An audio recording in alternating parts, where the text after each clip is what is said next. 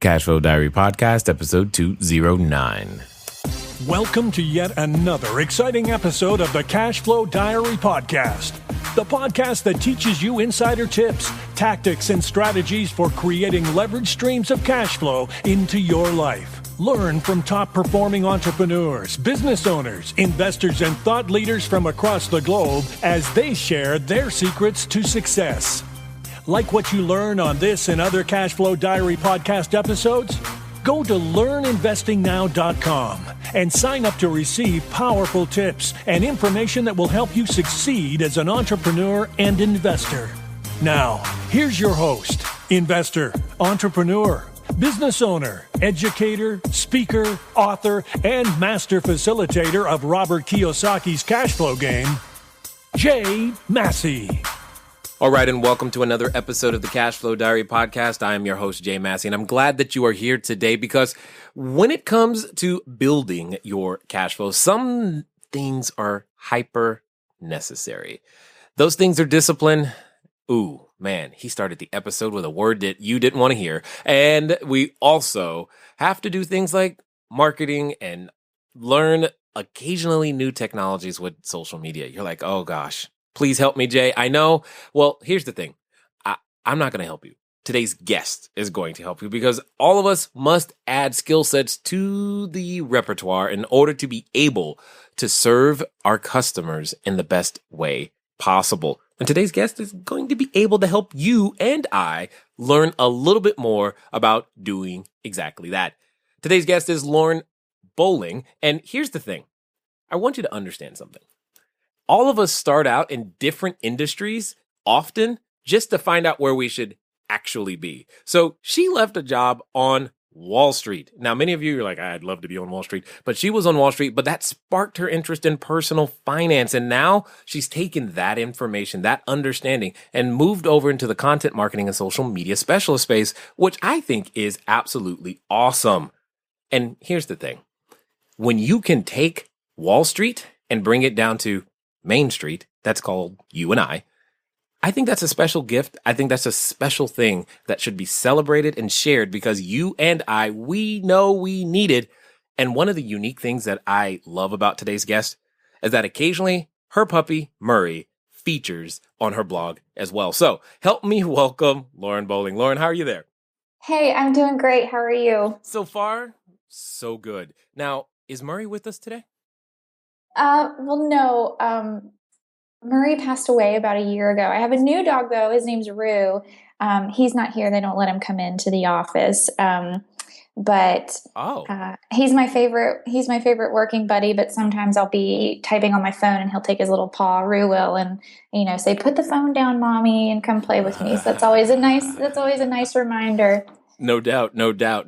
So, did he ever get to type an entire article? You should try that. See what happened, No, but I was painting my house this weekend and I actually got mad at him. I was like, why can't you help? Why don't you have thumbs? Like, you're just sitting there.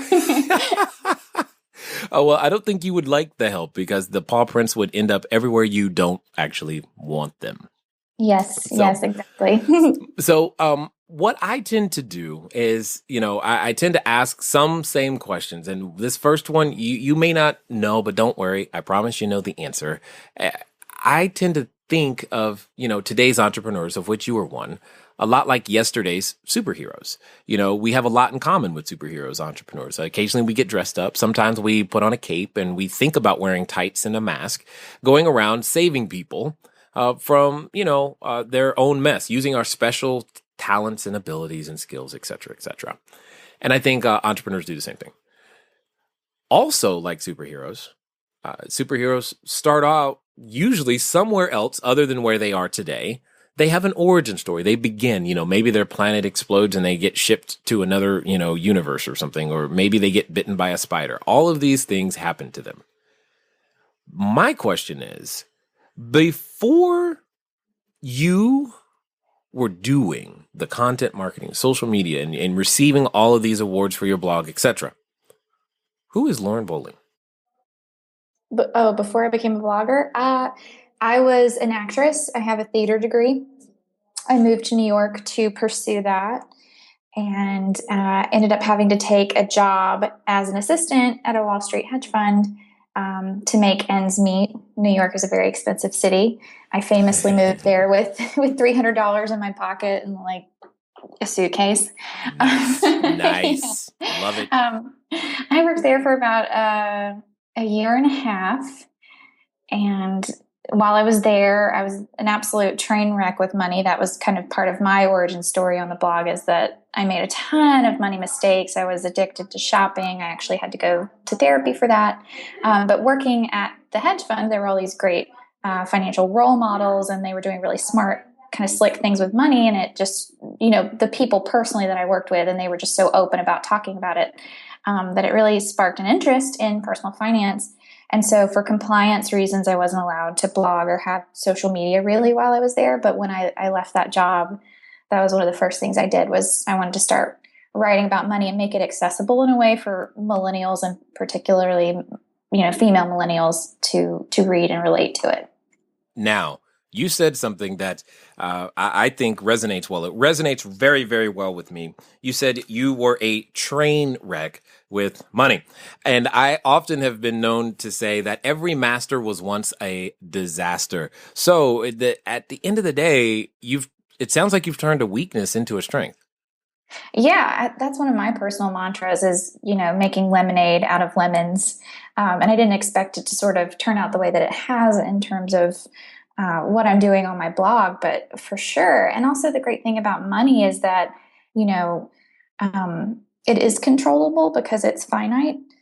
So there's a little bit more that you can do with it because it is so within your control. Like you can make good decisions and you can pay off your debt and you can do the right things to put yourself ahead. And that's one of my favorite things about it, actually, is that it's not really too much up to anyone else. Aside from emergencies, it's really all up to you.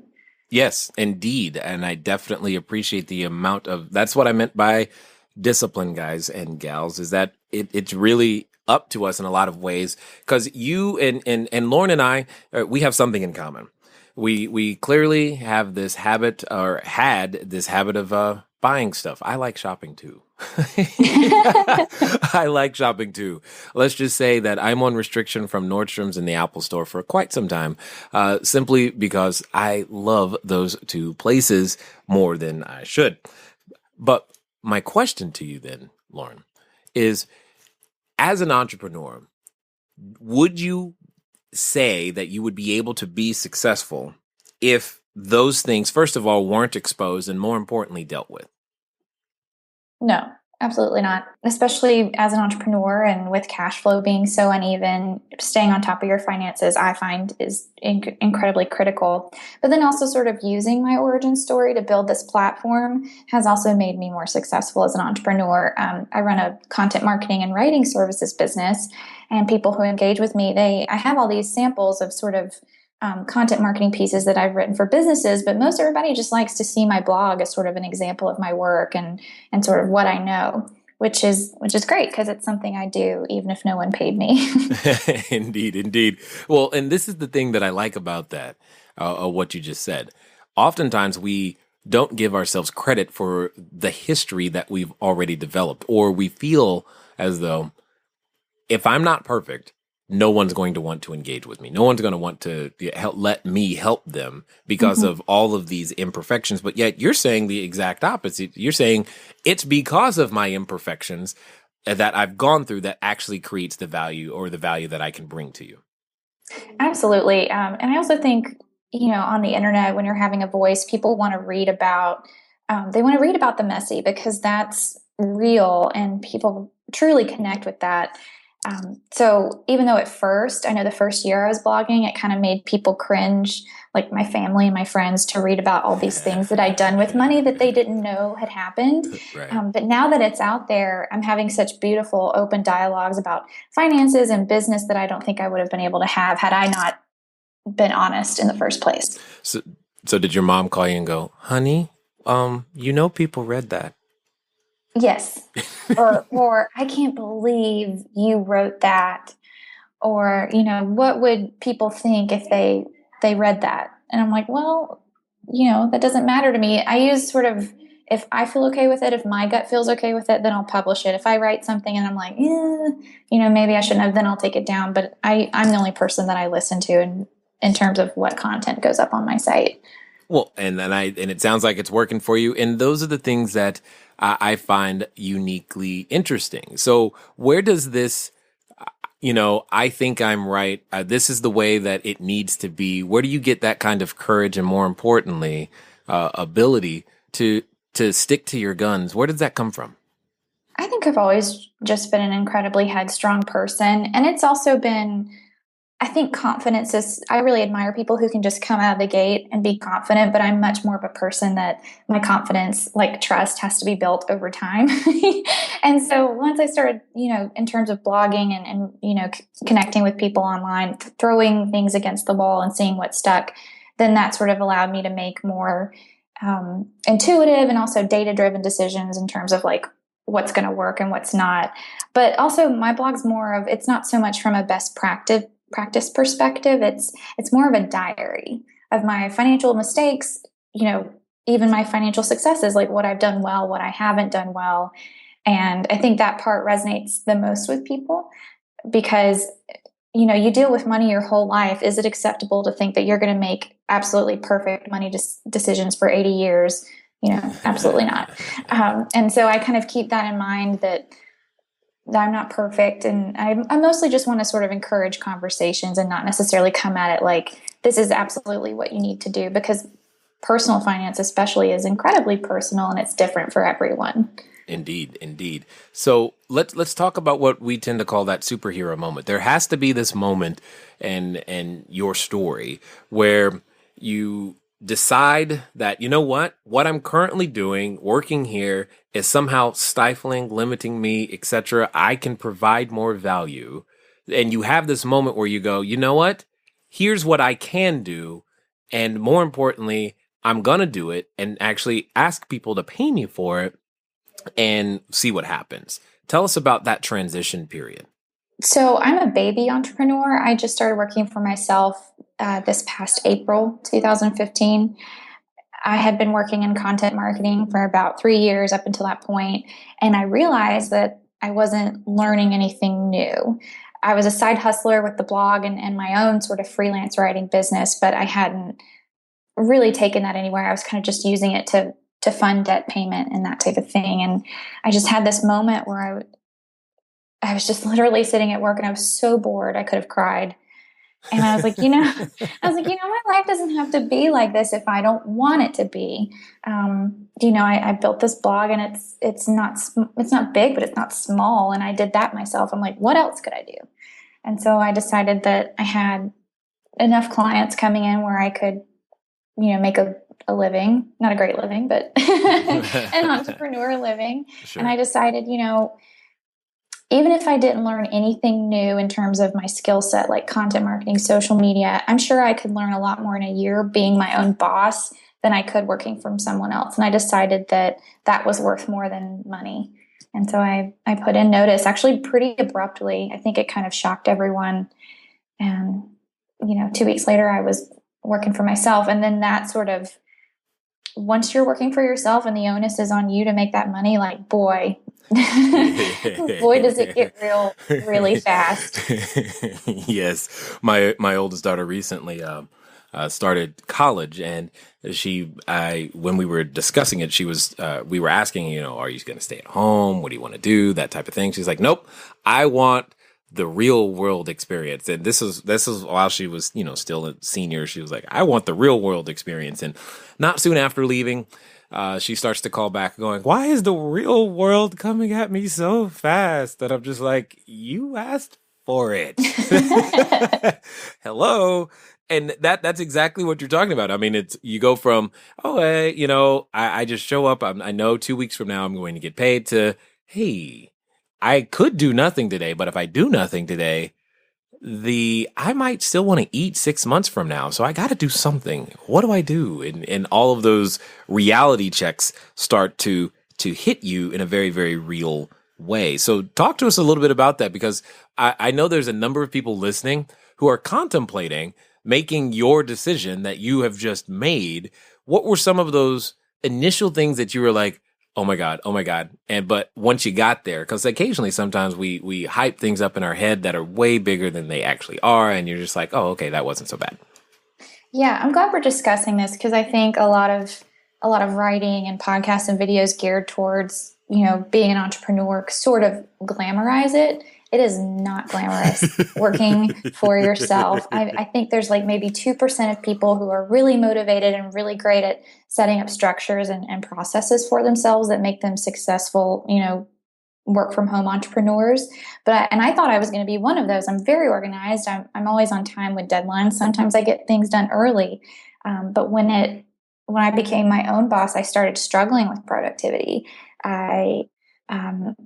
Because I had been side hustling and being a freelancer, I had a lot of processes that were very casual that wouldn't necessarily work for someone who needs a full-time income or needs to run a legitimate full-time business. And so those were a lot of things that I struggled with. I also struggled a little bit with, I think, what they call business depression. I was used to working in an office and having these really close relationships with coworkers. And then you work from home and you work by yourself, and a day goes by and the only person you've seen is your mailman and your dog. And you get like very lonely, and those things kind of all lump into it. And you realize like, I love what I do and I love working for myself, but I'm not quite as happy as I used to be. And so a lot of me being my own boss has been examining sort of what do I need to make myself successful. And so I've forced myself to network more. I'm working from a co-working space, so I get out of my house and I actually do things that day. And that's been things I never would have known had I not made the leap. So there's like good and bad to it, but there's definitely sort of this, I don't want to discourage anyone because I love being an entrepreneur, but there is definitely things about it that you need to know beforehand. Well, yeah. And again, I don't think we're discouraging anyone. I think we're just telling them the other side of the coin that very few people are willing to share, or because it's very, very true. I mean, yes, do I get to hang out with my kids a whole lot? Probably more than they would like. Do I see my wife every day? Absolutely. And I've actually not seen our mailman because I didn't even go bother to check the mail. I just know it's coming and my wife's going to bring it in. So, and we don't have a dog. So it's like I'm pretty much in my office or the area dedicated to, the business, etc. And unless I choose to go outside. So I can relate to that. You miss that human interaction, that contact after a while. That's for sure. But what I think was really interesting about what you said, and I hope everybody else heard it, is you said, what do I, and that was the thing, you put the responsibility in the right place, what do I need to do to make myself successful? And you realized, in my opinion, you've realized quickly, because most people don't realize as quickly as you have, that while, yes, the business environment, the corporate environment may be stifling in some way, you may not be learning as much, you still must find and develop structure and processes that work for you so that you can be intentionally productive as opposed to, as you said, casually productive. And those two things are completely different. So what were some of the things that you were doing before that you're not doing now that have aided in your ability to become productive? Okay. Now, I've said it before. I'll say it again. Where you start isn't necessarily where you stay, and that's one of the things I want you to be open to as you go out there to build your business. I know for myself, we started as wholesalers, then it became notes, and then it became raising capital and buying lots of single-family houses. And as you guys know today, we own apartment buildings, cell phone towers, commercial real estate, and we are continually growing. And in fact, part of the reason you're even listening right now is because we've decided a little bit ago to go, hey, who else is out there that we might be able to help? And how can we find them? And how do we put quality information in front of them so that they could have a shot at possibly in changing their life? And I just want to take this moment to say thank you to all of those of you, especially those out you in the UK and Papua New Guinea and Australia and Germany, as well as obviously the United States and Canada, for just continuing to listen and being brave men and women going out there to build your cash flow. I appreciate every email, every Facebook message, every tweet, all of the things that come in, and you guys letting us know what you're out there doing. It's really cool to hear.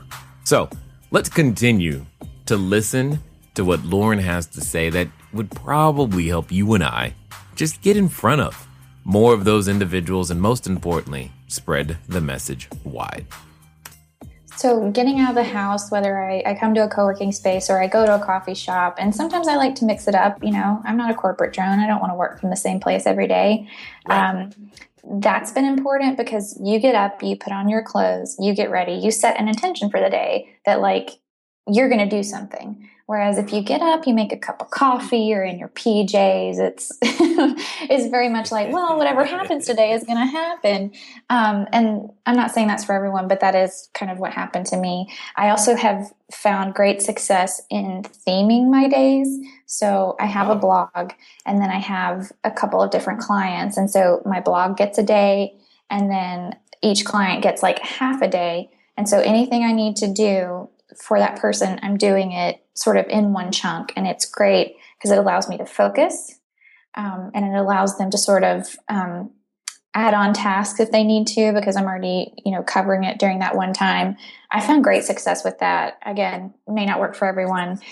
Also having just sort of a personal to-do list, because you're an entrepreneur now, you can make more time for cleaning your gutters and getting your teeth cleaned and all of that. And then also sort of, what do I need to get done today? And I try to only do 5 big things every day. And if I cross them all off, I feel great.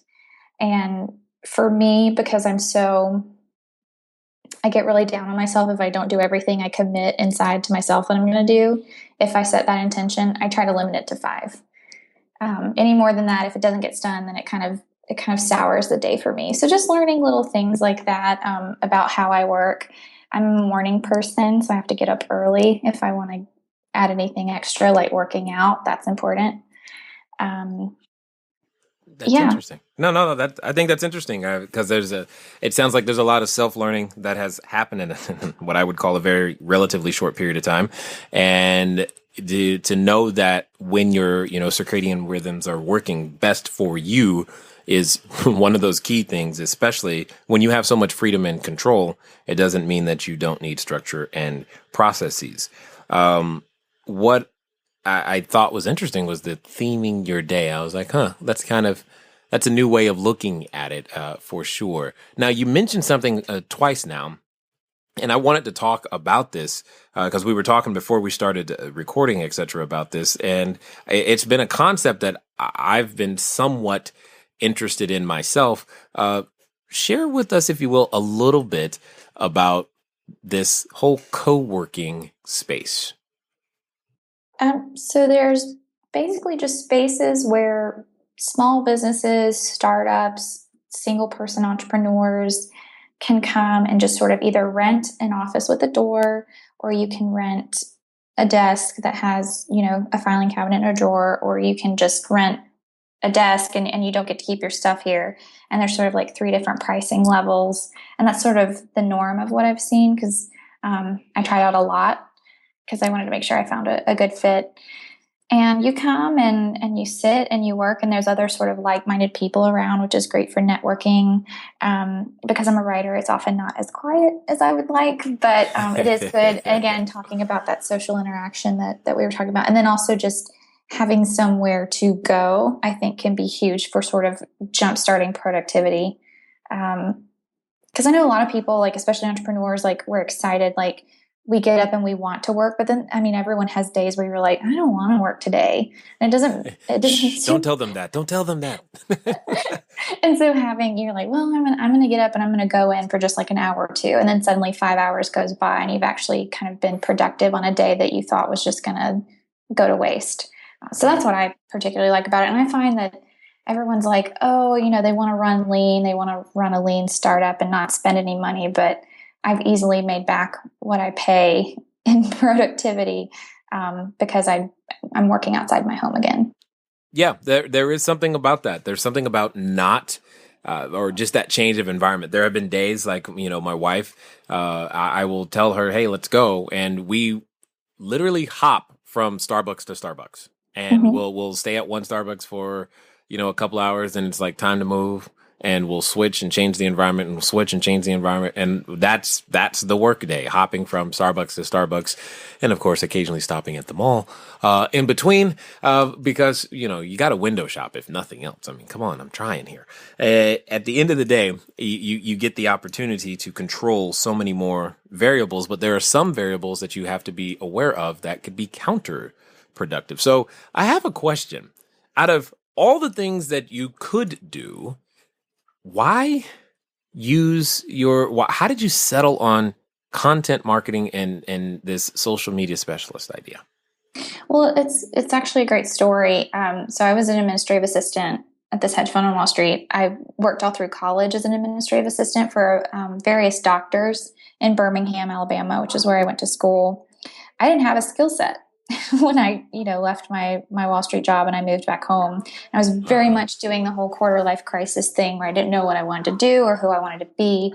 And so my mom showed me this newspaper article that said, ways to keep your skills sharp when you're unemployed. And I think that was sort of like her hint for me to get up and get a job. But I took it as like, well, I've always wanted to start a blog. I've always enjoyed writing. And I was like, I want it to be about personal finance. I want it to be more than just sort of a generic lifestyle site that sort of documents who I am and what I want to do. I want it to have a message. And so I started blogging and I found it fascinating. This was back in 2012, like learning about WordPress, learning about social media. I still needed a job, so I went in to interview for another administrative assistant position at a startup here in Atlanta. And I talked so much about my blog because I was so passionate about it that 3 weeks later, that CEO called me and offered me a job running the company blog and their social media handles. And from there, the sort of career evolved. I worked my way up to marketing manager, and then I sort of became a content strategist at another company. And it was really, really great because I was able to get a whole new career. I didn't have to go back to school, and it was all sort of off this thing that I built. So I'm really, really proud of that. Yeah, that's awesome. I like it. I like it. And we should give a shout out to moms for dropping very, very large hints that they often do. Thank you, moms. So tell us, I guess, if you will, about that first client experience, the first time you're like, hey, you're asking to be paid for this specific skill set. Well, I got very lucky because I was working at that startup as a content social media manager. I worked on staff with a graphic designer, and she was side hustling and had clients. And one day she said, "Oh, a client needs copy for their website. Do you want to do it? I'll pay you for it." And I was like, yeah, I do. I do want to make more money. So that started, and from there, that client became a repeat client. Word of mouth kind of spread. I set up a baby website for my writing services. I advertised it on my blog that I would take, additional projects. And so from there, it kind of just grew. I recently paid off $8,000 in 90 days purely from side hustling. I would say like 90% of it was just money I made ramping up my side hustle, beating those bushes and saying, "Hey, you need some writing done? I'll do it." Nice. And I took a lot of projects for a lower amount than I normally charge, but I was very motivated to pay off the debt very quickly. And so that strategy was very useful to me. Indeed. I like it. I mean, you've taken you didn't go to school for writing, right? No, I didn't. I've always been interested in it. I took a couple of creative writing workshops, but no formal background in it at all. And it's definitely something I've gotten better at because I've had, 3 years now of practice. I'm a much better writer now than I was in 2012, and hopefully I'll continue to grow and get better in that respect. Yeah. You shouldn't get worse. That would be bad. So and here's the thing that I like about it is you like you said, you didn't have to go back to the school. You didn't go through the traditional schooling education or formal education, if you will. It's more vocational learning by, seat of your pants type of thing. So now that you've got this content marketing and social media going, what's it like in the process of actually adding new clients and learning how to go find them, attract them, and going through that process? I do a lot of cold emails to companies in sort of the financial services, healthcare, technology, because that's primarily what my background has been in the last 3 years.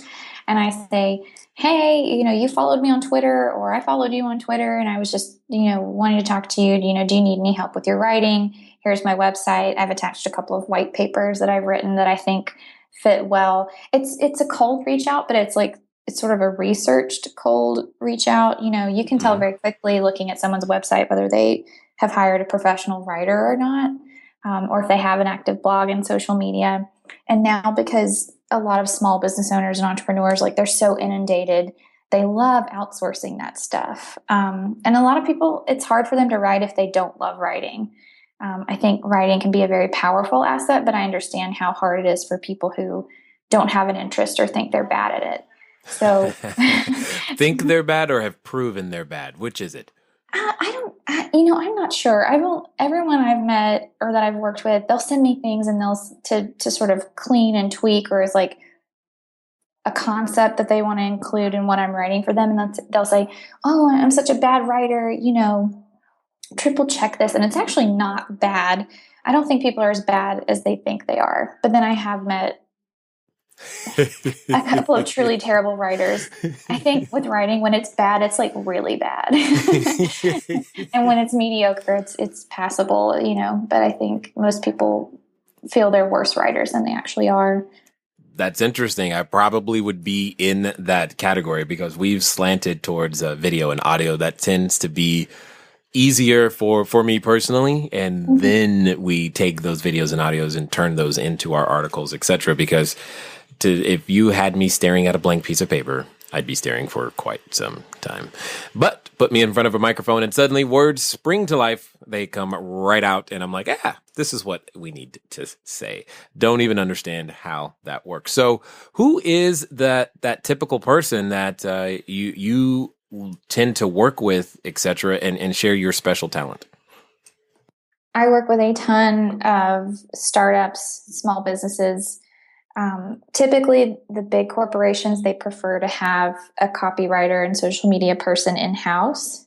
And I don't know, I have this business and client work's probably about, 60 or 70% of it, but my blog does generate, a nice income.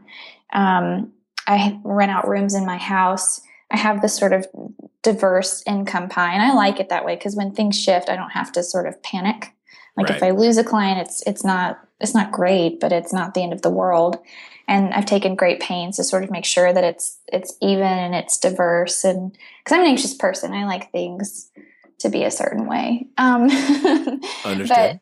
But people who have a need, I think everyone needs a professional writer. I think it makes your business a lot, at least look and sound and feel a lot more legitimate.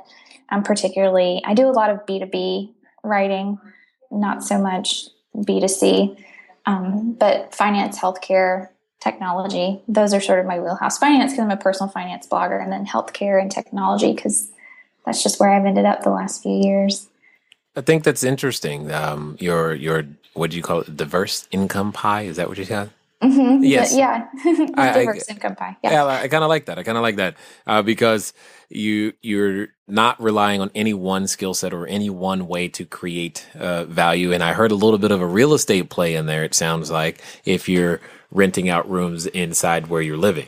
Did I hear that correctly? Yes, you did. I bought a house 2 years ago, and my brother rents a room for me, and then we occasionally have a third roommate rotate in and out.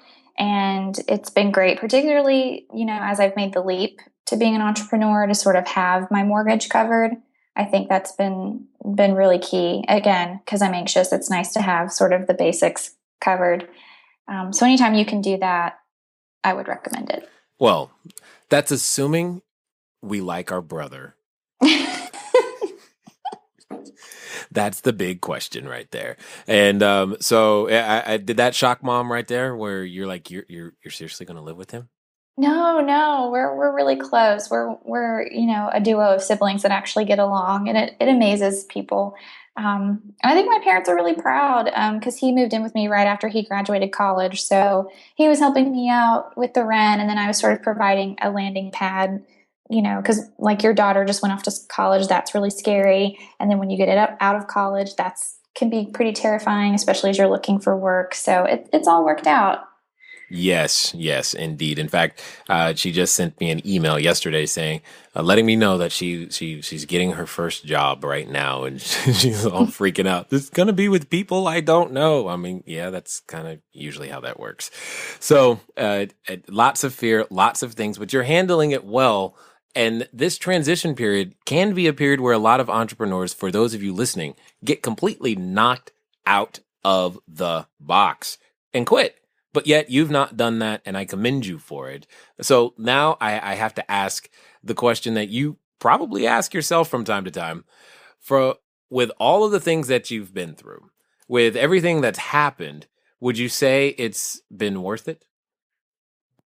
I think you're catching me on a good day, but I love the candor.